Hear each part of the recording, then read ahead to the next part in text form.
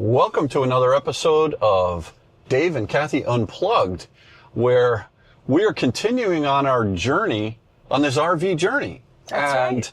You know, what's amazing is, I know we haven't really posted much, but we've been doing a lot of thinking, a lot of research behind the scenes. And today we're ready to take things to the next level here. I know a lot of you people have said, oh, I've been an experienced RVer. Don't do it. Don't do it. And you know what?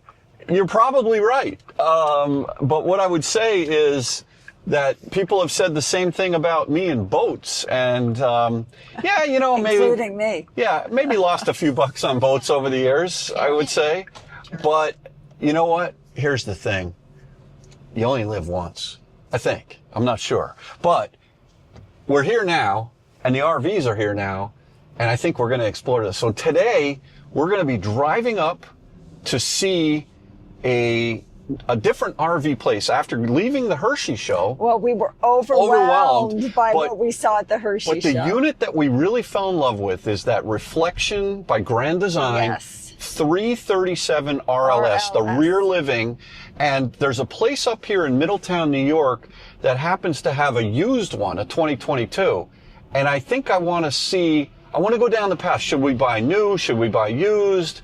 I think I want to go new, but let's see how much money we could save on used and what it's like. So, well, also, I'd like to compare used to see how many upgrades have actually happened with each iteration. And are those upgrades important to us? Yeah, no, they're worth it. Yeah. So what we're going to do is we're going to take this little journey up to Middletown, New York. We're just leaving Woodbury Common after charging Kathy's Porsche Macan on the NAX adapter for the first time. So that was beautiful. If you want to see that video over on the Out of Spec Dave channel, please do. But yeah, this is going to be an adventure. Let's go look at RVs again.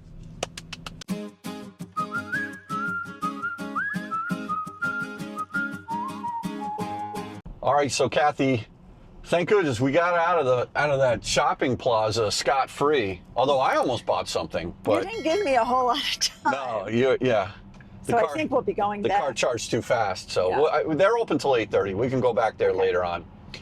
So, tell me about your experience at the Hershey Park. You've had time to digest it. You've had time to think about this whole RV thing. And, you know, we've been watching a lot of videos online. We actually met Matt from Matt's RVs, who works for General RV. Show. And he's an interesting guy.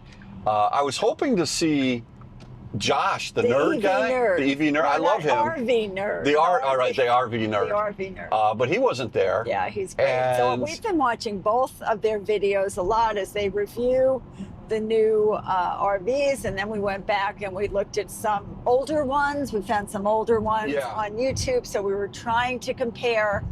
But I guess we haven't talked about this with our viewers since we were at the Hershey show. And, you know, I was really pleasantly surprised. I think I get it. I think I have the vision now for traveling with that. I've been watching trucks on the highway go by pulling their fifth wheels. Yeah, I know. And they zip along good. Yeah, and then I always say to go, oh, well, you know what? That looks pretty stable. Yeah. That looks good. That doesn't. Yeah. So I'm getting a really great level of comfort. So you know, what was interesting at the Hershey show was all the manufacturers were there, and what was great about that was the manufacturers themselves. You were able to really talk to, in a lot of cases, the people that design the designs, and they're right there. And you know what was amazing was we saw the Montanas, we saw the Jaycos, right, the Cougars, the Eagles. We saw the Brinkleys, which were amazing. I understand the Brinkley actually was started by some people that left Grand Design.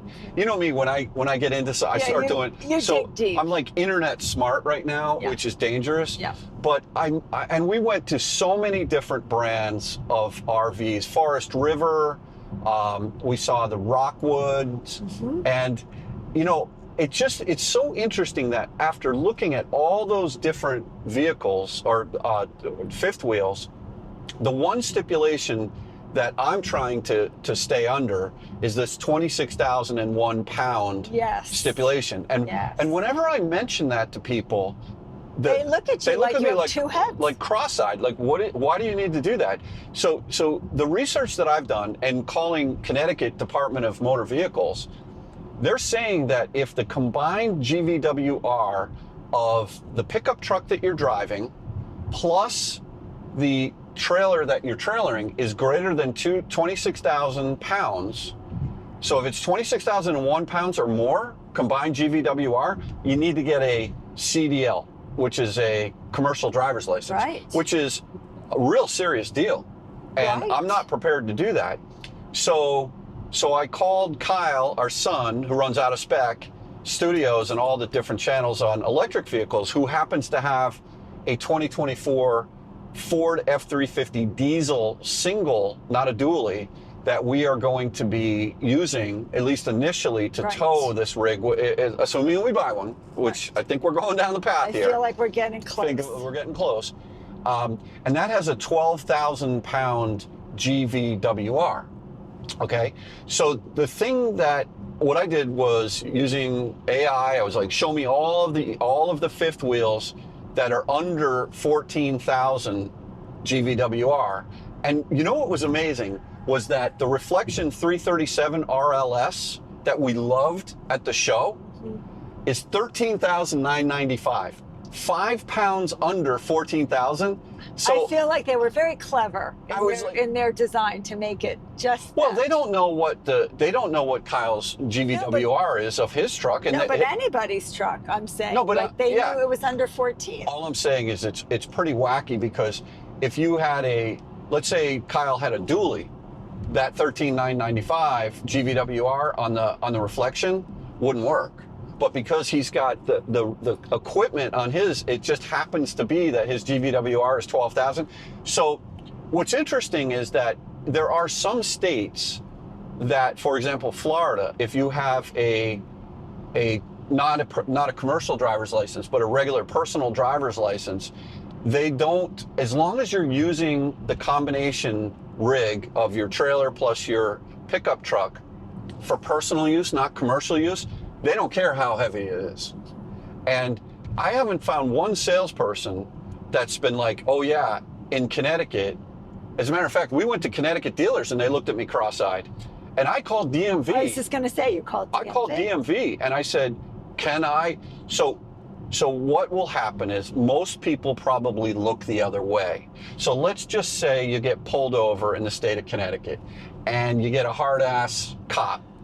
The first thing he's going to do is he's going to look at the GVWR of your pickup truck and your trailer. And if you're over 26,000 pounds and you don't have a commercial driver's license, you're busted. You're busted. They do this down in Texas a lot. I don't disagree with that, though. If that's the law. That's the law. That's the law. But, you know, you have to follow the law. And I'm not. Why these RV dealers don't tell you that? And didn't even know about it. They just want to make sales, right? I think that's what it comes down to. I think they know the law. Maybe I'm wrong. They all looked very surprised. They did look surprised. I just don't think anyone's asking, but I'm asking, because here's the thing. If you're driving, and let's say in Texas, I know there's a guy that got pulled over, and they made him leave his trailer on the side of the road, and then somebody who had a commercial driver's license had to come and pick it up and get it. So that's at a minimum. You could get a fine. I was going to say, you probably got fined too. You definitely get fined for driving something illegally.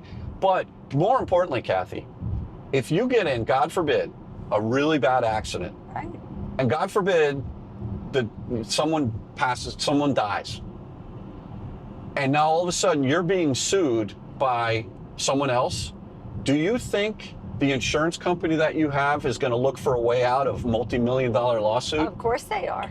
So if your insurance company knows that that I was driving, let's say, a rig with a Connecticut driver's license and a GVWR combined of over 26,000 pounds, they would just not insure you. Now you're in trouble.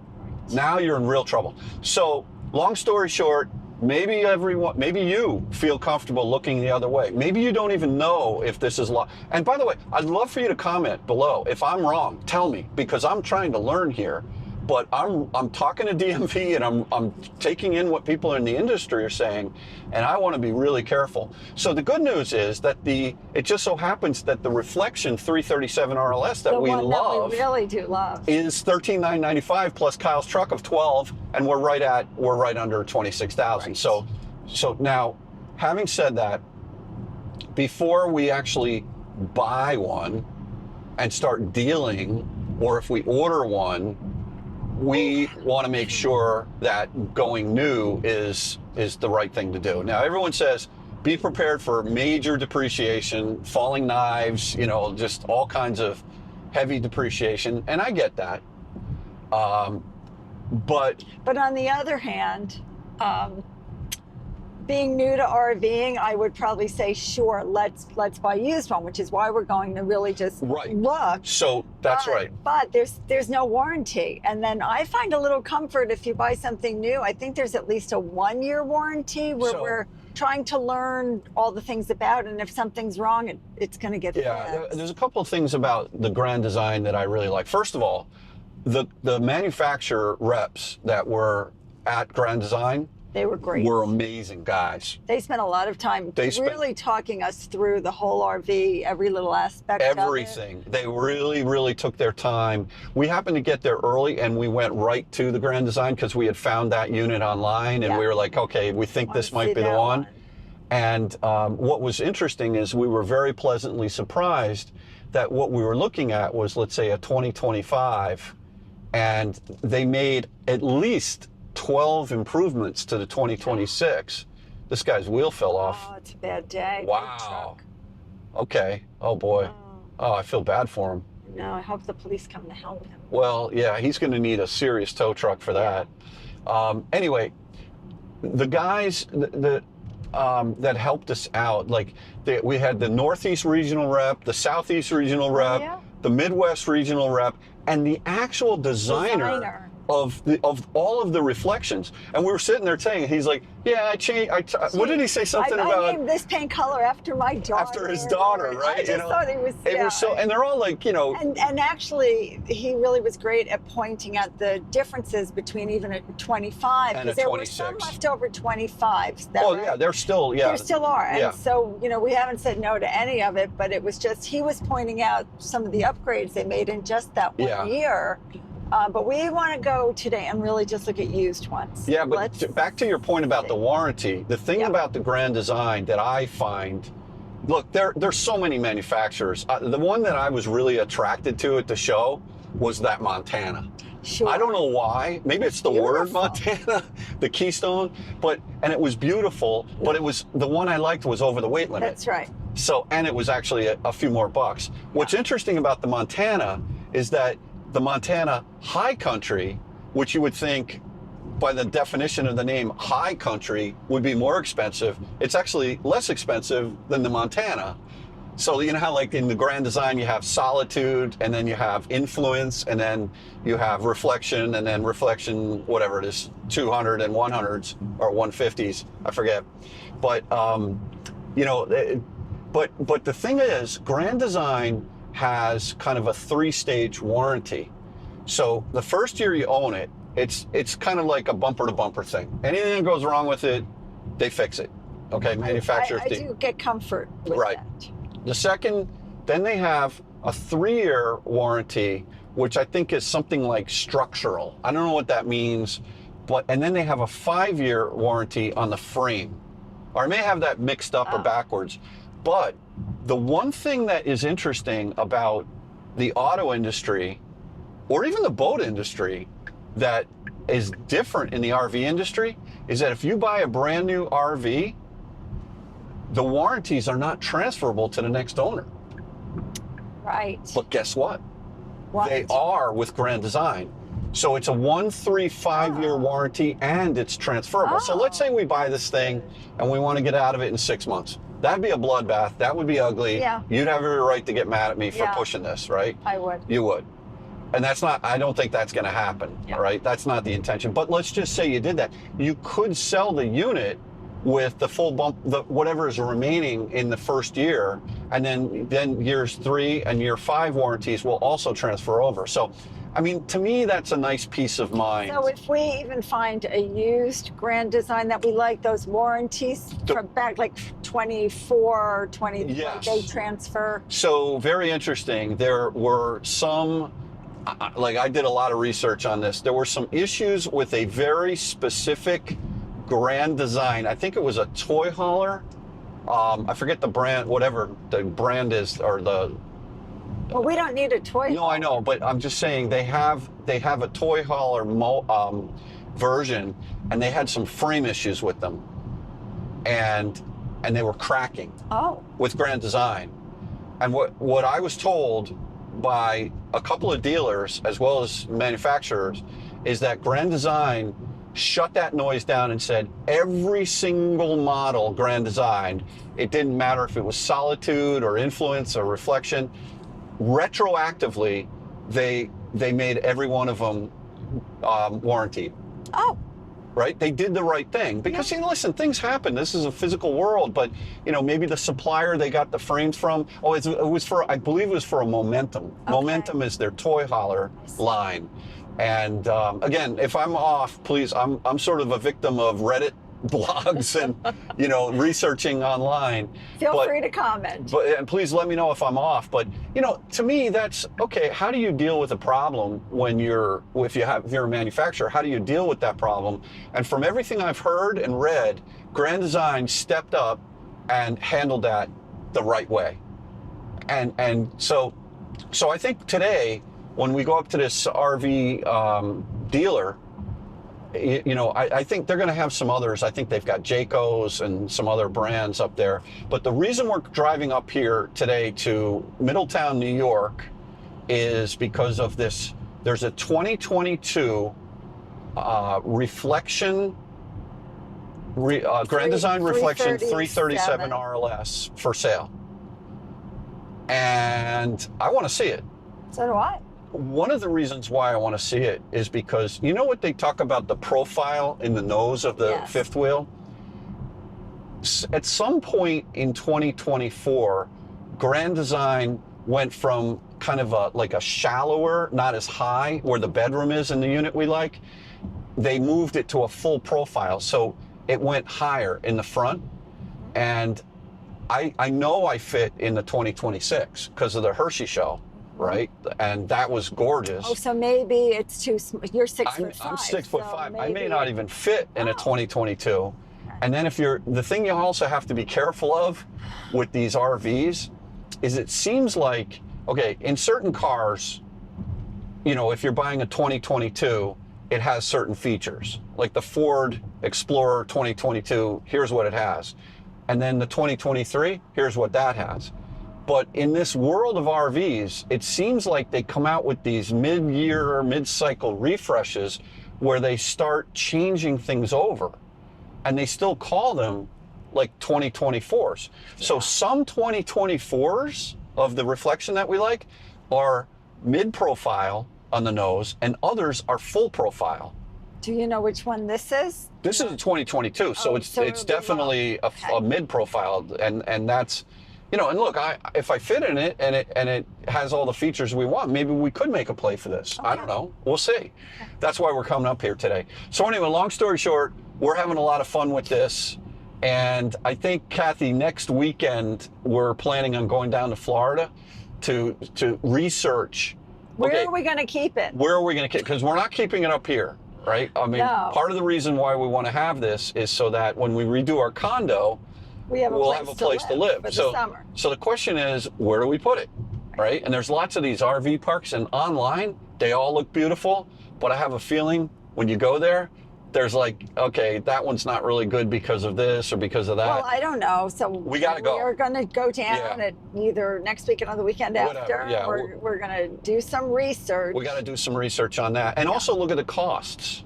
Yes. Because here's the one thing from our last video, some of you may remember that we are trying to think about this as at least generating some income, which I think is going to be an interesting angle for this channel covering RVs. Can we actually generate income from either a lot if we purchase it or the RV itself? Now, I don't want someone renting our brand new RV and then towing it somewhere. But what you can do is you can rent your RV and then you can drop it off at someone's RV park or their backyard as what's called a stationary rental. Like a website, like a VRBO, but for RVs. That's right. And if somebody knows, say they're coming down to Naples, Florida, right, and ours is sitting somewhere else, you could drive it to wherever they want That's right. to be. So I have a theory. But then it stays parked for the week. It stays parked, let's say for a month, right? And I have a theory that a lot of these RV parks have people in them that there's a whole culture in these RV parks with the pools and the tennis courts and the pickleball and the resorts. They're resorts. They're called RV resorts. Yeah, and they have, they have all the, but you know what they also have? They have friendships. It's right? community. So imagine if you're living in Wisconsin and you tow your RV down to your RV resort in Naples, Florida every winter, and now it's just getting a little too much for you. So you're like, okay, I think we should sell the RV. But you love that resort where you go to, right? Well, Dave Connor to the rescue. Guess what? If I buy into an RV resort, I can rent out the lot to someone who has their own RV, but I can also make my RV available for them to rent for the month. So now they can sell their RV, come down to the same park that they've been coming down to for 10 years, and live in a beautiful brand new or 22 or a 26 reflection. Think you haven't been thinking about this at all. Oh, I have spreadsheets. I have spreadsheets with lots of assumptions. And I mean, like, I don't want to be... You know what they say about assuming. Yeah. Okay. Yeah, and I've proven that many, many times. Indeed. But you got to start with the research. So today, let's think about a nice first. Dodge Charger. Look at that. That is beautiful. All right. So goal of today, we are going to this RV. Yeah, I don't even know the name of the place. I forget. I see we're coming up to an exit. Oh yeah, shortly. we're right. It's right here on the side of the road. Okay, and we're going to explore. I will tell you that while we went in and out of a here it is ton of RVs at Hershey Park, I was really overwhelmed. But I came out with a very positive feeling. So now we have a little slow time and we can Kathy, this looks like underwhelming. There's only like 500 here. This is called Alpine House. Okay, I see Jayco's, Coachman. Oh, yeah. We don't want a Coachman, right? We're not doing that. No, oh, that's the big bus thing? Imagine is Grand Design. But a lot of Jayco's. Yeah, a lot of Jayco's, but that's okay. Those are the little trailer ones. Yeah, we're not doing a bumper pull. Okay. So anyway, let's get into, really want to see the that pre-owned 2022 337 RLS. The one thing about this industry, there's so many acronyms and numbers. It's crazy. You got to have a good memory, like the three, bum, bum, bum, Well, you just write it down. Yeah, well, you write it down. And if you look at it 50 times a day, you memorize it, which is what's happened to me. Is this it? No. CR Wolf. What is that? Heating and air conditioning. They're making buck. It must be up here, and then I see the lot down there. Okay, yeah, here it is. This is it? I don't see a sign. Do you? This is a parking lot. Yeah, oh, there it is. This is it. Oh, this is like a commuter parking lot right over here. Okay. Is the gate closed? Are they closed? No, I think it's closed. And then you walk into the sales office. They're open till 4. It's only 3:27, so we've got 33 minutes. That's all I need. That's all you need. That's all I need. How long does it take to buy an RV? We only need 23 minutes. I mean, we spent hours at Hershey. Oh, so man. now I see, and we've done hours of research on the YouTube. We'll figure it out. Where am I going here? All right, let's go in. I just want to see a used one. I got the guy that I'm sure there'll be, because I called him earlier to make sure he had this unit in stock. All right, let's do this. All right, well, Kathy, I'm super happy that we went there. Our education keeps continuing. Yeah, I mean, super nice people, very clean RV shop there. Really nice. The service area was incredible. It was way smaller than the Hershey show, though. I didn't feel overwhelmed. That was manageable. Yes. So. And they had a lot on their lot. They did. They had a lot of different They had a lot choices. of Jaycos, and they had one brand new Grand Design Reflection that had the kitchen in the center, but it had the living in the front, up the stairs where the bedroom is, and that while that was kind of cool, I felt like when I was standing up in there, I felt like my head was pretty close to the ceiling, and I like that feeling when you have the big high ceiling in the great room. But the other part of that was when you went into the bathroom, the shower ceiling was huge. Because the bedroom was in the rear. And that was a high ceiling. And so, interesting design. I would say for a normal sized person, you might want to look at a front living as opposed to a rear living. Yeah, but that doesn't work for us because of you. And also it had extra seating. It was like a trifold of seating, against 3 walls, and it's just going to be us. Oh, they had like 2 couches and then the recliners. Yes. So that's seating for 6. Yeah, we don't need that. Well, yeah. We don't need that. We're 2. So the one thing that I've learned is the variations of floor plans with all these fifth wheels. It's just incredible how diverse they are. And you really need to kind of go and look at them yourself, because I still come back to that 377 RLS. Now, the interesting thing, the 2022... I was going to say, we did look at that used one. Right, and that's the whole reason we really came up here. And by the way, that was in very good condition. Yes, it was. It was very clean. Yeah. But you noticed one of the things was on the kitchen slide out. It had that kick plate. It wasn't flush. Right.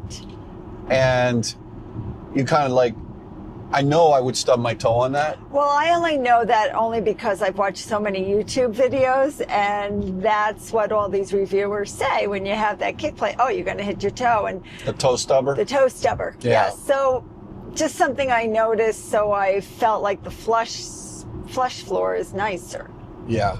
For us. But the biggest issue, why, well, there's 2 issues. Number one, do you remember at the RV show in Hershey for the 2026, General RV was selling that out of Westchester, Pennsylvania. That was who was there, because I guess Hershey, Pennsylvania. They had a price tag on there of $64,995. And I showed that in the video that we put up. Now, of course, you need to add to that delivery charge and blah, blah, blah. So let's just say out the door, that thing is probably going to be closer to 70 grand, right? Brand new. Yes. That 2022 was on consignment, and they were asking $59,990. Let's just call it 60. 60. So right. So when I heard that, I'm thinking for $10,000 more. Well, yeah. I mean, you could probably get a brand new one under warranty. Under warranty, but, and I'm sure whoever's selling that unit would be negotiable. I mean, you always ask more than what I mean, no one's paying full price on an RV. It's no longer COVID. Right. Where you're paying over. Where you were paying over, right? Because there was, huge demand. And, I think I just missed the exit. Oh, you can't talk and drive. Okay. This happens a lot to me. So anyway. Should we do a turnaround here? Yeah, I'm going to get off here. Can you do a turnaround here? Yeah, I'm going to get off here. We're not going to get on the thruway and go around that way. Okay. So, but the biggest issue, Kathy, was the whole reason I wanted to go up there was because I don't fit in the bedroom. Nope. I hit my head on the ceiling. Yes. Yeah, so what they did, at some point in 2024, I was reading on the Reflection 337, is they made it a they basically made the height of the ceiling in the front of the unit higher by maybe 4 or 5 inches. Right. And if you're a normal sized person, you can fit in any of them, but Yeah. you're not normal. No, I'm not normal in so many ways. So I just, I would not fit. No. Right. No. And what was really nice was then we went into a 2021 Solitude that weighed Too much. I think it was maybe 1,000 pounds too heavy, but we went in it anyway. Yes. That was a 2021, and you could see the quality in there, but it was a bit tired. It was beat up. It was beat up. It was beat up. It was beat up, the unit, and that unit was $56,000. Now, so let's just say that you could get a brand new one for, if they're listing out at 101, 102, somewhere in there. Because we're going to want to get a stackable washer dryer. If you can get it in the low 70s, and a 2022 was 59, maybe you get it 60, but maybe you pay 55 or something like that. Is it worth $15,000 more to get 4 years newer?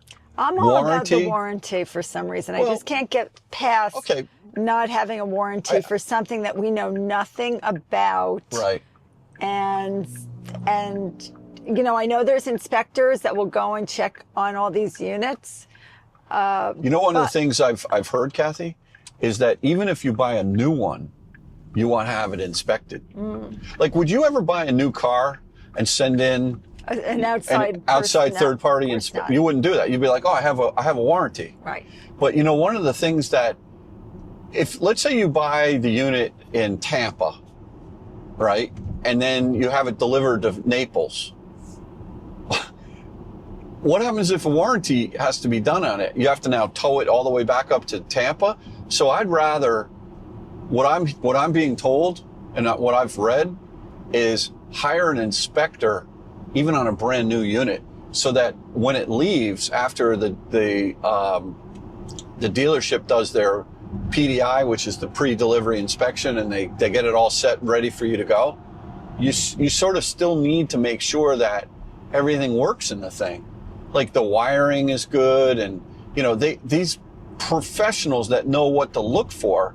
So if you spend $1,000 for somebody to go in, I have no idea what it costs to have that done. If you spend that money and the guy says it's perfect, then you have the peace of mind to know it's perfect. But imagine if they find something and it's like, you better get this fixed because something went wrong.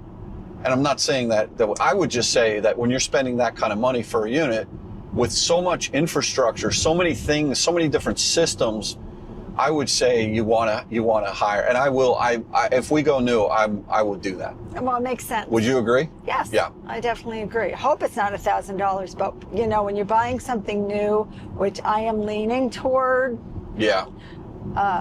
If we end up making sure this is what we want. Well, we're going to find out. I feel like we're further along than we were. Yeah. A few weeks ago. Yeah. I'll tell you what though. I think that the design of that 22 that we saw today is basically the same as the new one, except for the fact that it's a higher ceiling and the colors are darker.